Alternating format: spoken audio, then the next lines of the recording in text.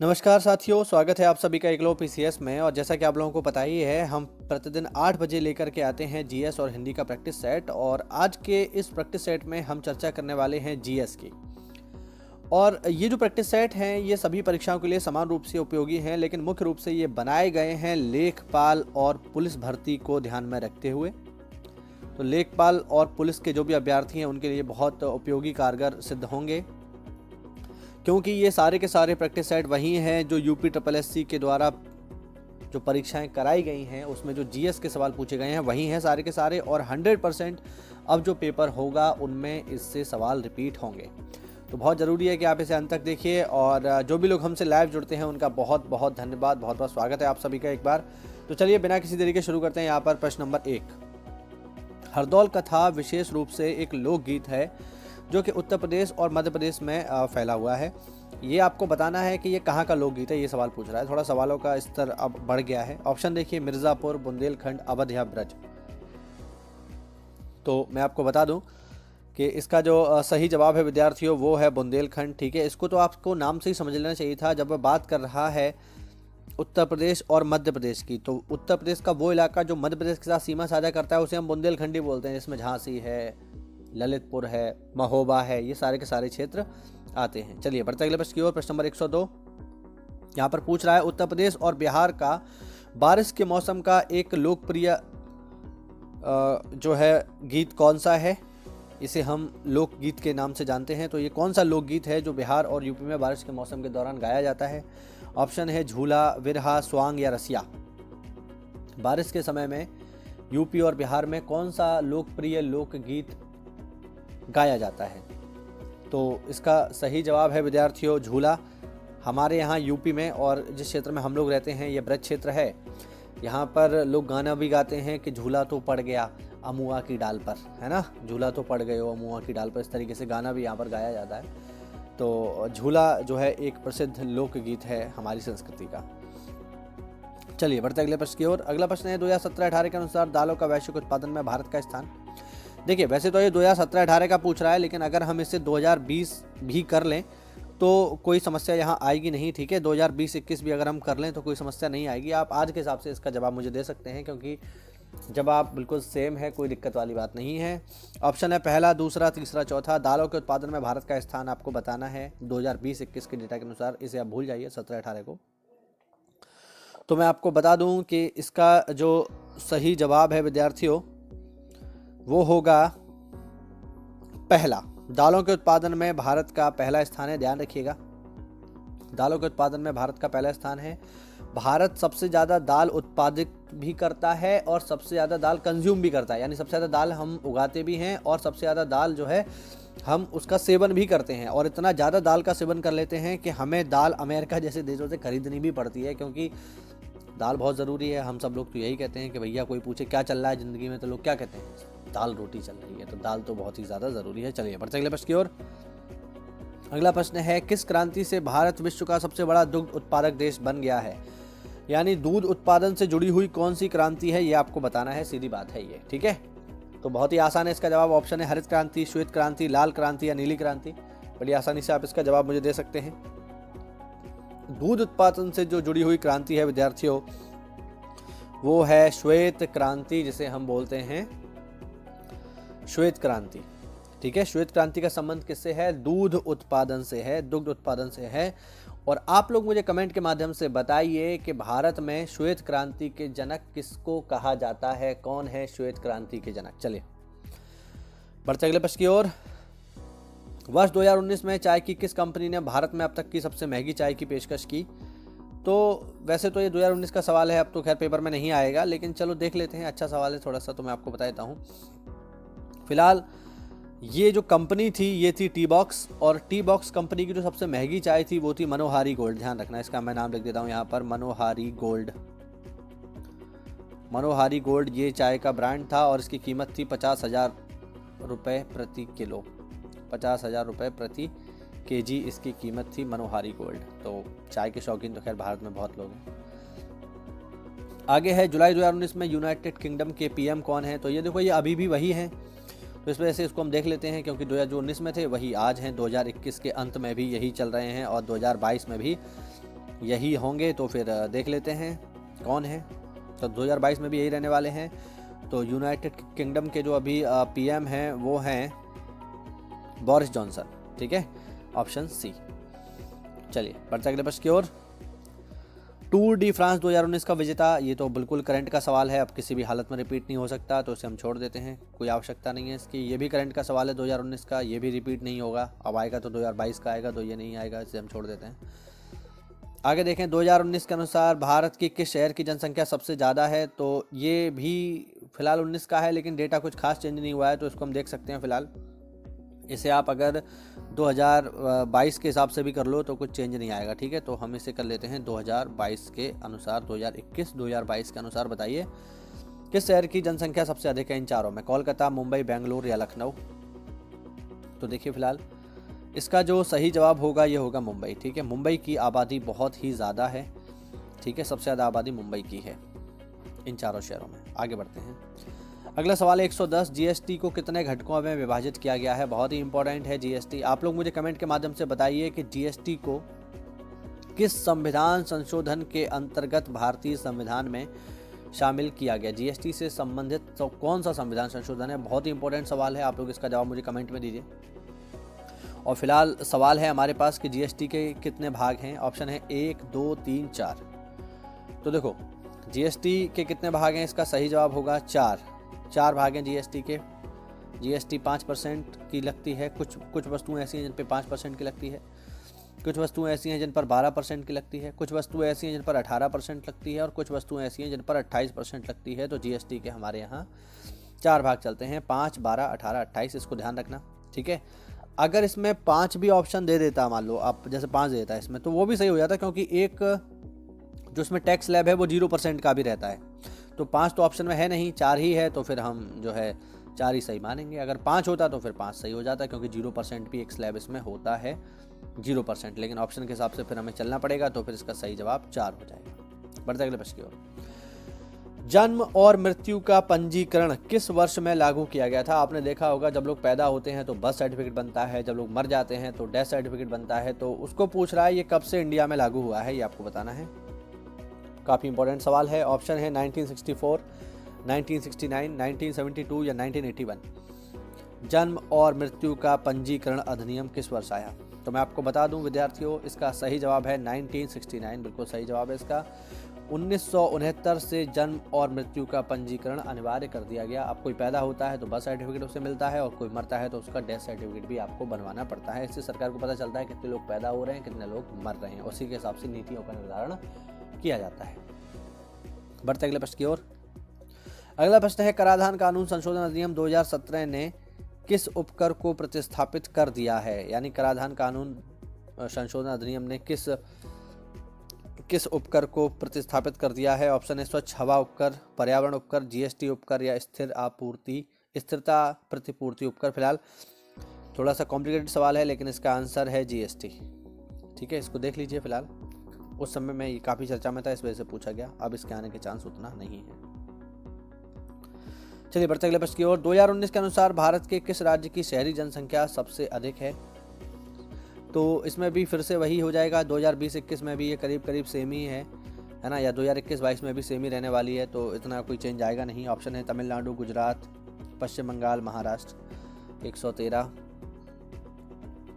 और 113 का जो सही जवाब है विद्यार्थियों वो है महाराष्ट्र। ध्यान रखना, महाराष्ट्र में शहरी जनसंख्या सबसे ज़्यादा है। अगर यहाँ पर गोवा दे देता तो फिर गोवा सही हो जाता, क्योंकि गोवा में सबसे ज़्यादा शहरी जनसंख्या निवास करती है सेंसस 2011 के डेटा के अनुसार, लेकिन गोवा ऑप्शन में नहीं है तो महाराष्ट्र हो जाएगा। चलिए बढ़ते अगले प्रश्न की ओर। भारत में किस राज्य ने सर्वप्रथम पंचायती राज की शुरुआत की। तो पंचायती राज कहाँ से शुरू हुआ ये पूछ रहा है, बहुत ही आसान और बेसिक सवाल है, सबको पता है। पंचायती राज की स्टार्टिंग कहाँ से हुई। ऑप्शन है गुजरात, राजस्थान, मध्य प्रदेश, तमिलनाडु। तो पंचायती राज की स्टार्टिंग हुई विद्यार्थियों राजस्थान से, ठीक है, राजस्थान से इसकी शुरुआत हुई थी, और सबसे पहले शुरू हुआ राजस्थान में, और उसके बाद आंध्र प्रदेश में भी इसको पायलट प्रोजेक्ट के तौर पे लागू किया गया था। मैं आपको बता दूं इसकी शुरुआत हुई थी राजस्थान के नागौर जिले से, पंचायती राज की, तो काफ़ी फेमस है। चलिए बढ़ते अगले प्रश्न की ओर। संविधान के किस संशोधन के जरिए भारत में आर्थिक आरक्षण का मतलब हो गया कि जो EWS रिजर्वेशन मिलता है 10%, जो आरक्षण मिलता है गरीब सवर्णों को, वो किस संविधान संशोधन के अंतर्गत आया है? काफ़ी महत्वपूर्ण सवाल। तो मैं आपको बता दूं कि EWS के लिए जो रिजर्वेशन आया है 10%, ये आया है 103वें संविधान संशोधन 2019 के माध्यम से। ध्यान रखना, 2019 के माध्यम से 103वां संविधान संशोधन हुआ और EWS को 10% रिजर्वेशन दिया गया। जो गरीब सवर्ण हैं, जो गरीब जनरल कैटेगरी के लोग हैं, उनको 10% आरक्षण की व्यवस्था इसमें की गई थी। काफ़ी महत्वपूर्ण सवाल है, याद रखेंगे इसको। बढ़ते अगले प्रश्न की ओर। किस वर्ष में संविधान का संशोधन प्रारंभ किया गया था? चलिए देखते हैं। 1943, 1951, 1953, 1957। काफ़ी फेमस सवाल है ये, कई बार पेपर में पूछा गया है। पहला संविधान संशोधन कब हुआ? तो पहला संविधान संशोधन उसी समय हो गया था जिस समय संविधान को लागू किया गया। तो 26 जनवरी 1950 को संविधान लागू हुआ है और उसके कुछ समय बाद ही 1951 में पहला संशोधन कर दिया गया था। चलिए बढ़ते अगले प्रश्न की ओर। निम्नलिखित में से कौन ग्राम पंचायत की सर्वप्रथम महिला सरपंच है? यानी भारत की पहली महिला सरपंच की बात हो रही है यहाँ पे। ऑप्शन है शहनाज खान, सुषमा भदू, छवि राजावत या आरती देवी। और इसका जो सही जवाब है विद्यार्थियों वो है छवि राजावत। ये राजस्थान की एक महिला हैं जो भारत की पहली महिला सरपंच हैं और काफ़ी पढ़ी लिखी भी हैं। चलिए बढ़ते अगले प्रश्न की ओर। 118, भारत का सर्वप्रथम डिजिटल पंचायत बोर्ड किस राज्य में है? ऑप्शन केरल, महाराष्ट्र, गुजरात या राजस्थान। देखिए, और इसका सही जवाब है विद्यार्थियों केरल। केरल में भारत का सर्वप्रथम डिजिटल पंचायत वार्ड है। ठीक, याद रखेंगे इस बात को, महत्वपूर्ण सवाल है। बढ़ते अगले प्रश्न की ओर। 119 में निम्नलिखित में से कौन सा विकल्प पश्चिमी घाट का सर्वोच्च शिखर है? ये पूछ रहा है पश्चिमी घाट का सर्वोच्च शिखर कौन सा है? पूरे के पूरे वेस्टर्न घाट का सबसे ऊंचा शिखर कौन सा है? ऑप्शन है अनाईमुडी, मीसपुलीमाला, वसीनागुडी या वागमोन। और इसका सही जवाब है विद्यार्थियों अनाईमुडी। अनाईमुडी जिसकी ऊंचाई करीब करीब 2695 मीटर है, ये पश्चिमी घाट का सबसे ऊंचा पर्वत शिखर है, ध्यान रखेंगे। चलिए बढ़ते अगले प्रश्न की ओर। निम्नलिखित में से कौन सा विकल्प लघुत्तर हिमालय में पर्वत की सबसे लंबी पर्वतमाला है? यानी जो हमारा लघु हिमालय है, देखिए हिमालय को बहुत सारे हिस्सों में बांटा गया है, ट्रांस हिमालय, बृहद हिमालय, मध्य हिमालय, ठीक है, और शिवालिक, ये इसको बांटा गया है। तो यहाँ पर पूछ रहा है मध्य हिमालय, जिसको हम लघु हिमालय भी बोलते हैं, उसकी सबसे लंबी पर्वत श्रृंखला कौन सी है? ऑप्शन है धौलाधार, महाभारत, पीर पंजाल या शिवालिक। और इसका जो सही जवाब है विद्यार्थियों वो है पीर पंजाल। पीर पंजाल श्रृंखला इसकी सबसे लंबी श्रृंखला है लघुत्तर हिमालय की। लघुत्तर हिमालय जिसे हम मध्य हिमालय भी बोलते हैं, ये इसकी सबसे लंबी पर्वत श्रृंखला है। और मैं आपको बता दूं कि पीर पंजाल जो पर्वत श्रृंखला है किस राज्य में है, अगर हम देखें तो विद्यार्थियों ये है जम्मू और कश्मीर में। धौलाधार कहाँ पर है? हिमाचल प्रदेश में। महाभारत श्रेणी कहाँ पर है? नेपाल में। और शिवालिक तो शिवालिक है ही। तो इनको ये भी याद रखेंगे आप कि इनमें से कौन सी पर्वत श्रृंखला कहाँ पर है। धौलाधार है हिमाचल प्रदेश में, महाभारत है नेपाल में, पीर पंजाल है जम्मू कश्मीर में, और ये सारे के सारे लघु हिमालय यानी मध्य हिमालय के ही हिस्से हैं, इसको याद रखा जाए। चलिए बढ़ते अगले प्रश्न की ओर। अगला प्रश्न देखिए, यूरेशियाई प्लेट और भारतीय प्लेट के टकराव पर सिकुड़न के परिणाम स्वरूप निर्मित लंबवत घाटियों को क्या कहा जाता है? ये थोड़ा सा देखिए जियोग्राफी का डीप सवाल है, शायद आप लोगों को ना पता हो इसका जवाब, क्योंकि थोड़ा सा ये डीप सवाल है जियोग्राफी का। तो अगर हम देखें इसका जवाब क्या है, तो देखो यूरेशियाई प्लेट, जैसे हिमालय जब बना था तो एक प्लेट थी यूरेशिया की, एक प्लेट थी हिमालय की। ये दोनों प्लेटें आपस में टकराई और इनके टकराने के फलस्वरूप ही यहाँ निर्माण हुआ हिमालय पर्वत श्रृंखला का। अब इनमें जो घाटियाँ बनी हैं इनको नॉर्मली क्या कहा जाता है? वैसे तो अलग अलग नाम है इनके, है ना। मेन सेंट्रल थ्रस्ट बोलते हैं किसी को, है ना, और अलग अलग क्षेत्रों के अलग अलग नाम है। फिलहाल अगर यहाँ पर एक बार में हम इनका आंसर करें कि क्या नाम होगा इनका, तो इन्हें एक रूप में कहा जाता है डंस, ध्यान रखना, ठीक है। यूरेशियाई प्लेट और भारतीय प्लेट के टकराव पर सिकुड़न के फलस्वरूप बनने वाली लंबवत घाटियों को एक शब्द में हम लोग डंस कह सकते हैं। चलिए बढ़ते अगले प्रश्न की ओर। 122, प्राचीन विशाल एकीकृत महाद्वीप पेंजिया का दक्षिणी भाग है जिसके उत्तर में अंगारा भूमि है। यानी पूछ रहा है कि वह कौन सा हिस्सा है जो पैंजिया का दक्षिणी भाग है, और उसके उत्तर में अंगारा भूमि है। तो मैंने ऑनलाइन और ऑफलाइन दोनों ही तरीके से हिमालय की उत्पत्ति वाला चैप्टर पढ़ाया है। आप ज्योग्राफी की श्रृंखला में जाकर के प्लेलिस्ट में जाकर देख सकते हो उसे। ऑफलाइन भी मैंने इसको क्लास में पढ़ाया है। तो बहुत ही सिंपल सा इसका जवाब है। उत्तरी भाग था अंगारा भूमि और दक्षिणी भाग था विद्यार्थियों गोंडवाना लैंड। ठीक है, याद रखेंगे, बहुत ही इंपॉर्टेंट है। और भारत किस प्राचीन भूखंड का हिस्सा है, इसका जवाब भी गोंडवाना लैंड ही होता है, गोंडवाना भूमि ही होता है। चलिए बढ़ते अगले प्रश्न की ओर। प्रायद्वीपीय पहाड़ी मैदान पठार की एक अनोखी विशेषता काली मिट्टी का क्षेत्र है। इस काली मिट्टी के क्षेत्र को क्या कहा जाता है? तो इसको क्या बोलते हैं? ऑप्शन है छोटा नागपुर का पठार, दक्कन ट्रैप, सिंगुर पठार या रोहतास का पठार। और इसका सही जवाब होगा विद्यार्थियों दक्कन का पठार या दक्कन ट्रैप के नाम से इसको जाना जाता है। काली मिट्टी बेसिकली आपको कहाँ मिलती है? महाराष्ट्र के क्षेत्र में मिलती है। और महाराष्ट्र के क्षेत्र में जो पूरा का पूरा पठारी इलाका है उसको हम बोलते हैं दक्कन ट्रैप या दक्कन का पठार। चलिए बढ़ते अगले प्रश्न की ओर।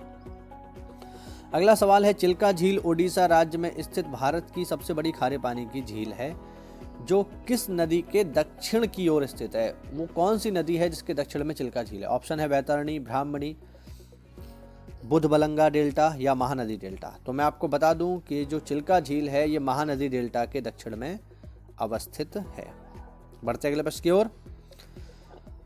लॉर्ड विलियम बेंटिक ने सती प्रथा को समाप्त करने के लिए किस वर्ष कानून पारित किया? तो अभी कुछ दिन पहले ही हमने ऑफलाइन क्लास में ये टॉपिक पढ़ा था मॉडर्न इंडिया में कि किस वर्ष सती प्रथा को खत्म कर दिया गया विलियम बेंटिक ने।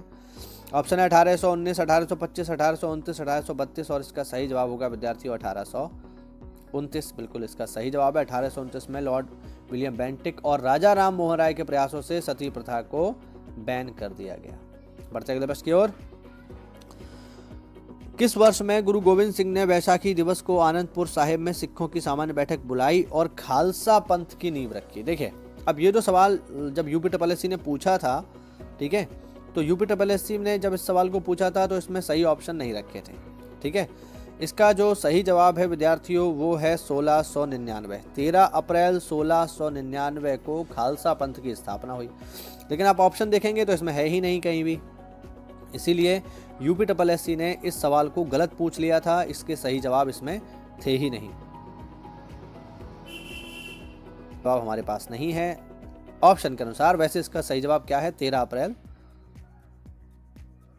1699 इसका सही जवाब होगा। इस डेट को खालसा पंथ की स्थापना की थी गुरु गोविंद सिंह ने। चलिए बढ़ते अगले प्रश्न की ओर। एलन ऑक्टेवियस ह्यूम एक सेवानिवृत्त आईसीएस अधिकारी थे। उन्होंने किस वर्ष इंडियन नेशनल यूनियन का गठन किया? इंडियन नेशनल यूनियन यानी INU, इंडियन नेशनल यूनियन। और यही चलकर दादा भाई नौरोजी की सलाह पर जो इंडियन नेशनल यूनियन था ये बन गया इंडियन नेशनल कांग्रेस INC, जो आज भी चल रहा है। ये पूछ रहा है कि इंडियन नेशनल यूनियन का गठन एलन ऑक्टेवियस ह्यूम ने किस वर्ष किया था, वो डेट पूछ रहा है आपसे। 1862, 1876, 1884, 1891।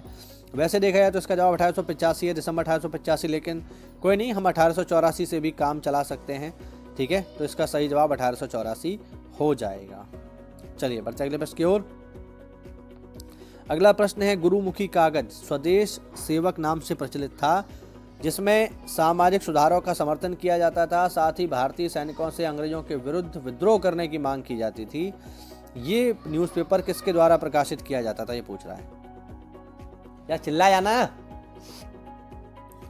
ऑप्शन है GD कुमार, तारकनाथ दास, लाला हरदयाल या अजीत सिंह। थोड़ा सा डीप हिस्ट्री का सवाल है, मैं आपको बता देता हूँ फिर इसका जवाब। इसका जवाब होगा GD कुमार। ठीक है, GD कुमार जो है एक न्यूज़पेपर निकालते थे जिसका नाम था स्वदेश सेवक। ठीक है, स्वदेश सेवक नाम से ये लोग जो है निकालते थे न्यूज़पेपर। चलिए बढ़ते अगले प्रश्न की ओर। सुभाष चंद्र बोस ने किस वर्ष कांग्रेस पार्टी की अध्यक्षता करी? किस वर्ष ये कांग्रेस के अध्यक्ष बने? ऑप्शन है 1932, 1938, 1941, 1943। सही जवाब होगा इसका 1938। मैं आपको बता दूं 1938 और 1939 दोनों ही वर्षों में सुभाष चंद्र बोस लगातार कांग्रेस के अध्यक्ष रहे। बाद में 1939 में गांधी जी से मतभेद हो जाने की वजह से इन्होंने पद से इस्तीफा दे दिया और फॉरवर्ड ब्लॉक नाम का एक नया दल बनाया। ध्यान रखना 1939 में। चलिए, और इस श्रृंखला का अंतिम प्रश्न, किस वर्ष ईस्ट इंडिया कंपनी के जहाज़ों ने सूरत के पास स्थित स्वाली में पुर्तगालियों को पराजित किया? यानी बेसिकली सवाल यहाँ पर है स्वाली का युद्ध कब हुआ।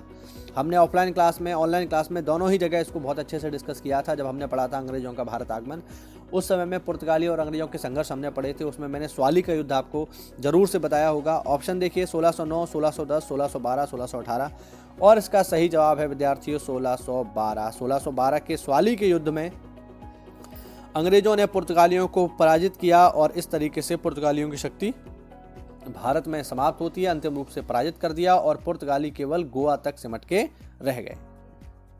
तो ये थे हमारे कुल 30 प्रश्न जो यूपीएससी की पुरानी परीक्षाओं में पूछे गए थे।